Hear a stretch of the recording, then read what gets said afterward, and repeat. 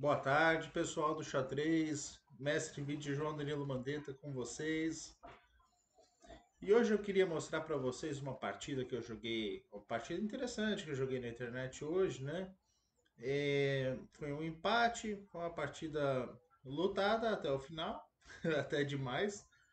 E eu tenho estudado outras coisas além do xadrez, né? Assim, fazendo um retrospecto da minha vida, eu até os 25 anos, né? Eu tô com 32 agora, né? Até os 25 mais ou menos eu estive fundamentalmente imerso no jogo, né? Depois eu fui me interessando por outras coisas também, né? Especialmente filosofia. E uma das coisas que eu tento fazer hoje é aplicar a filosofia ao xadrez, né? As ideias, os conceitos que eu estudo, que eu penso, né? E bom, eu tenho estudado filosofia oriental, hinduísmo, eu tenho estudado os Vedas, Upanishads, e agora eu tô com o Bhagavad Gita, né, que é a mensagem de Krishna. E, e muito interessante é um capítulo do livro que ele fala da ação, né, do agir. A ação é necessária, né? Deus age por necessidade, né? As forças da natureza estão constantemente agindo para produzir a vida, né? E também nós devemos agir por necessidade, certo? E qual é a mensagem que o livro traz? É agir sem apego aos resultados, né? Seja o trabalho, né? Em todas as áreas da sua vida. E eu estava pensando justamente, né, na aplicação desse conceito ao esporte e ao xadrez, né? Quer dizer, jogar xadrez por amor ao jogo, porque é necessário agir, né? Mas sem estar apegado ao, ao resultado da partida, né? Isso é uma coisa que tem muita aplicação, por exemplo, para as crianças que começam a jogar e estão muito afoitas, né, pelo resultado, né, nos primeiros torneios delas, né, às vezes jogam sem concentração, sem, né, muito rápido, mas também para os jogadores experientes que, vamos supor, estão numa situação de torneio que perderam uma sequência de partidas e ficam psicologicamente vulneráveis, né? E aí continuam perdendo até o final do torneio, né? Isso devido a um apego muito grande ao resultado, né? É... Uma das coisas que eu venho pensando também é o próprio canal, né? O canal de xadrez. Né? Se eu ficar pensando quantas visualizações vai ter, quantos likes vai ter, né? É, não sei, eu acabo não fazendo o conteúdo mais da melhor qualidade, né? Tão a minha visão tão turvada, né? Pelo pelo resultado, né? Então vamos lá, vamos para a partida que eu já filosofei demais. A partida começou com cavalo F3, eu tô de predas aqui, G6, tô jogando posições de moderna, né?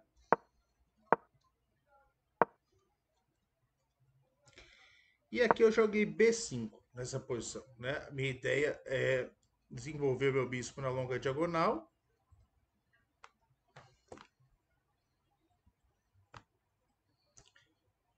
e ganhar espaço no flanco da dama com o peão de B5, né?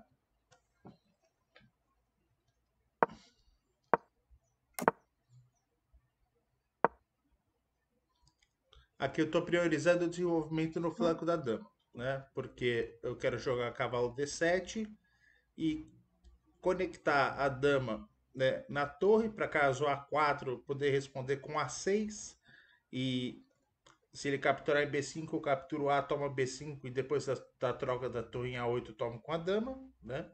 Colocando minha dama na longa diagonal. E também, em muitas posições, o cavalo em D7 vai apoiar a ruptura C5. Né? Então, por isso eu estou priorizando o desenvolvimento do flanco da dama. Aqui está A4, A6. Então, minha ideia, né, justamente em caso de trocas em B5, eu capturo com a dama em A8.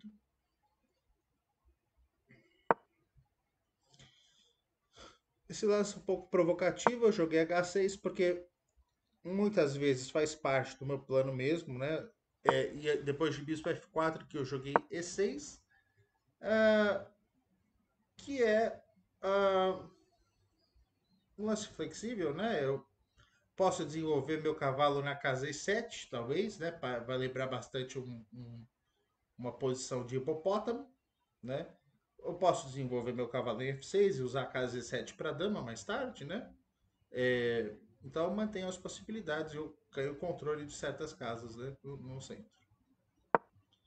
Cavalo A3 e agora bispo C6, cuidando do ponto B5.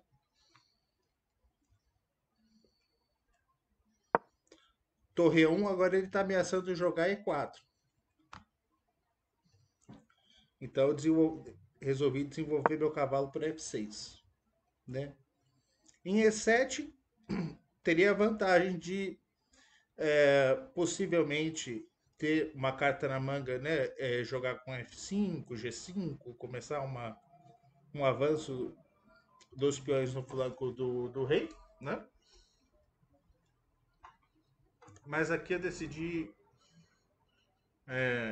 controlar a casa central. Tomou. Cavalo D2 ofereceu a troca dos bispos.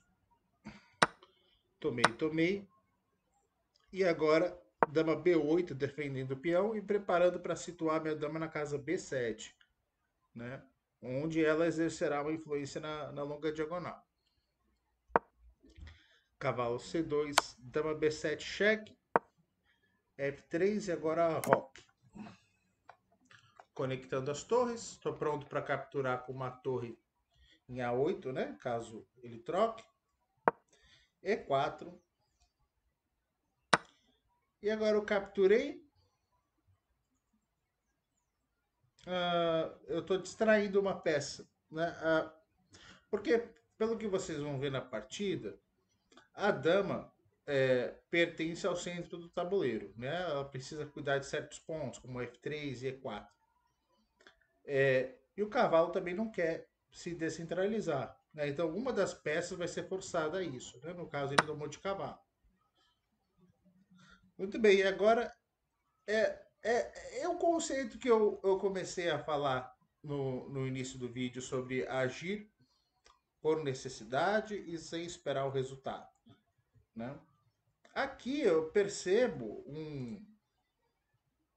uma ruptura que eu posso fazer, né? Eu tenho um único plano que eu concebo nessa posição,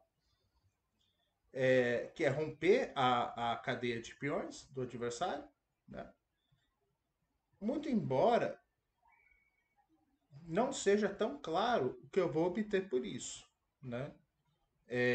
Mas eu ajo por necessidade. Eu crio porque é necessário criar, né? Então eu estava pensando desse modo. G5, bispo E3 e G4. Né? Aqui, procurando alongar. Ops, perdão. Deixa eu desfazer essa seta. A diagonal, a oposição da dama no rei, né? E debilitar o ponto E4 aqui, certo?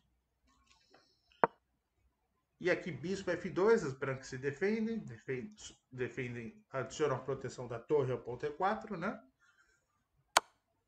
Toma, toma. E agora novamente é preciso agir, né? O que fazer? Cavalo H7.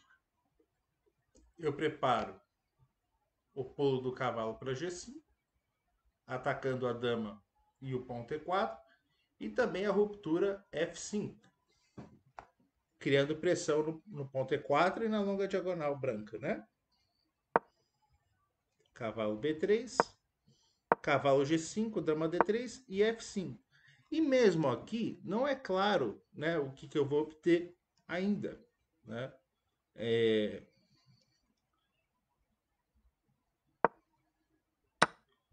Depois de H4, cavalo toma E4, cavalo toma E4, cavalo F6,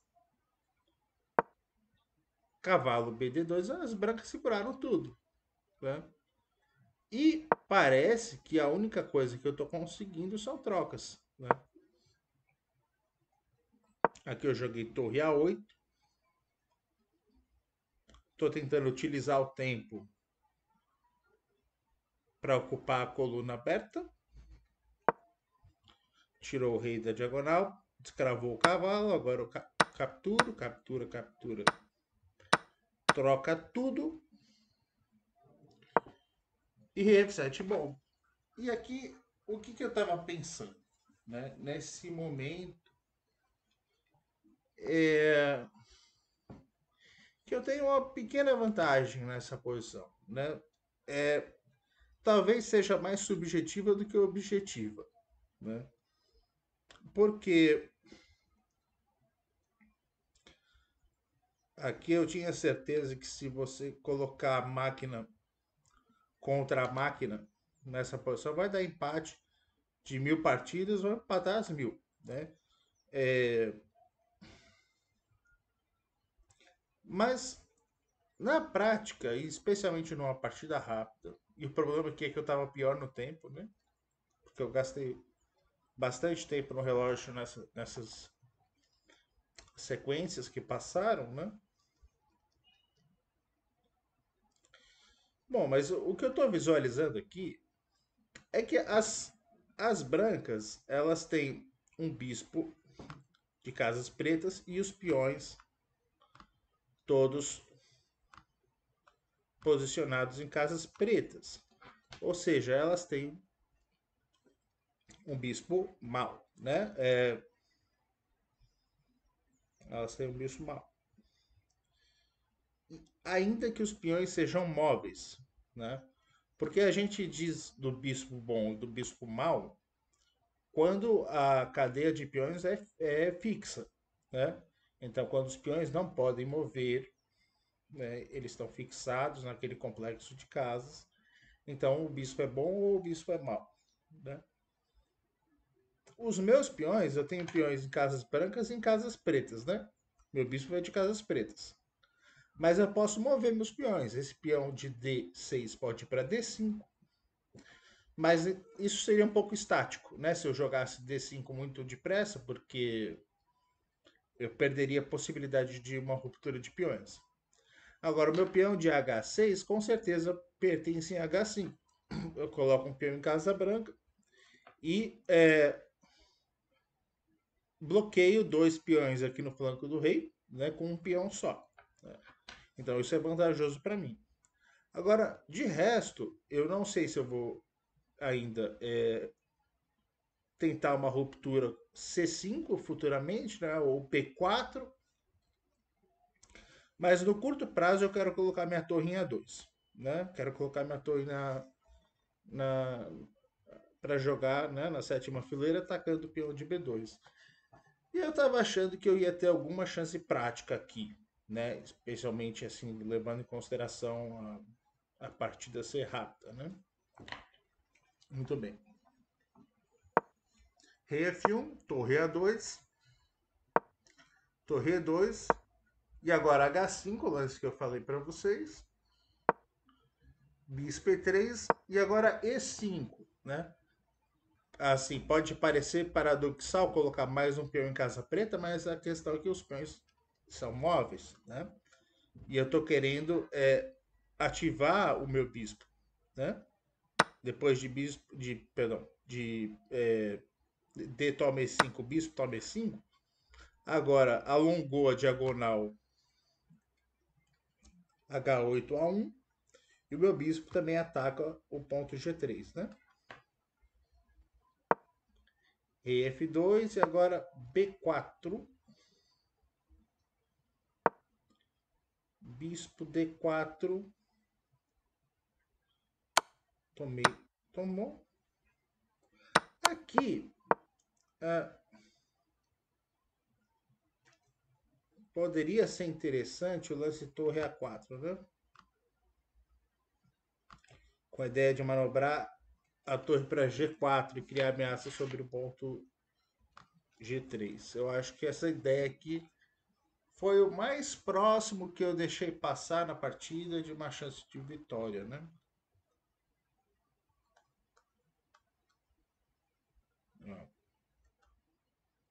As brancas vão ter certa dificuldade de desenvolver, de defender esse peão de G3 de uma maneira harmônica, né?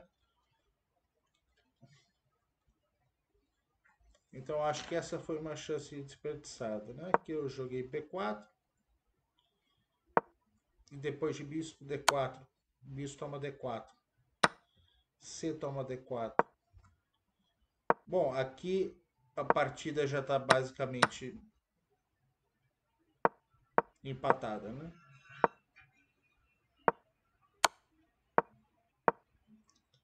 O detalhe é que aqui eu estava com menos de 1 minuto no relógio.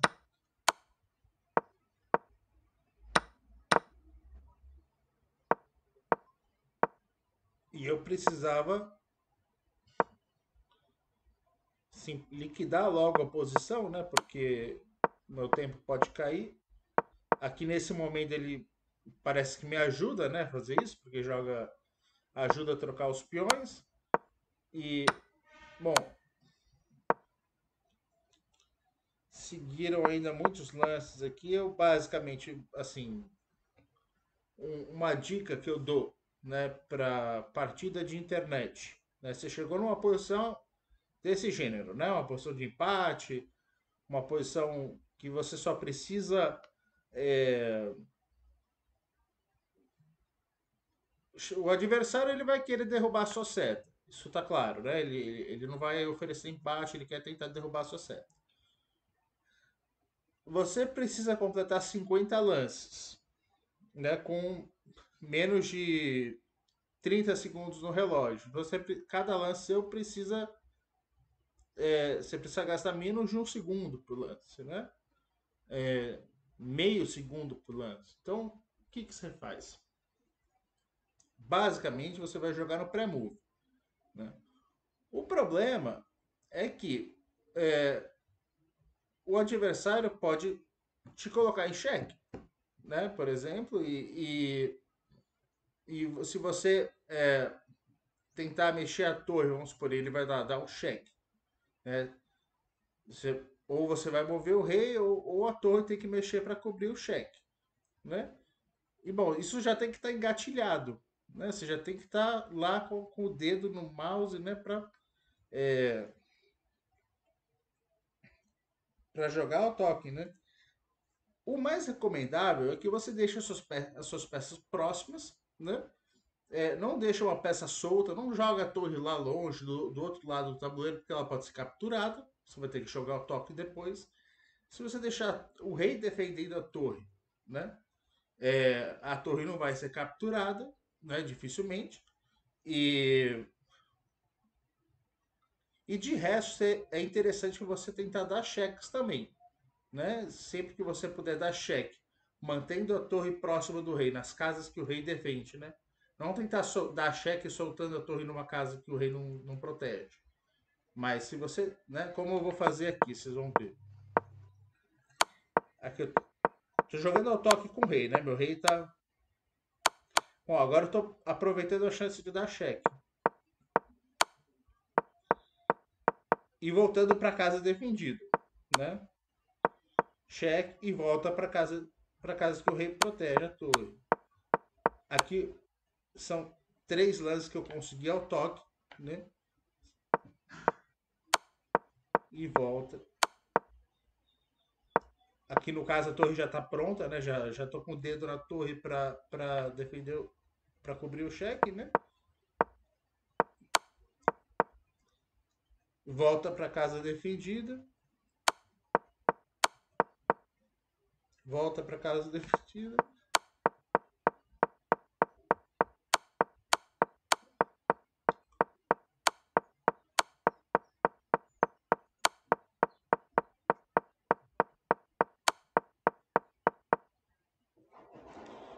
e deu 104 lances. Uma coisa que eu gostei dessa partida é que foram 104 lances. Tudo bem que foram 50 lances com, né, com material, sem trocos de material.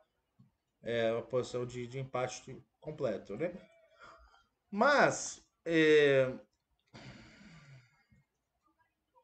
o computador me deu 97% de precisão na partida, né?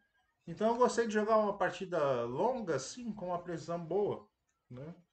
E apesar de ter sido só um empate, né? E contra um jogador que aparentemente não é titulado, ele pode ser titulado e não aparecer no site, mas provavelmente não é titulado, né? Mas o importante não é o adversário nem o resultado da partida, o importante é a ação, né? Porque a ação é necessária. Né? É, jogar xadrez por amor é necessário. Né? Então fica essa reflexão para vocês, tá certo?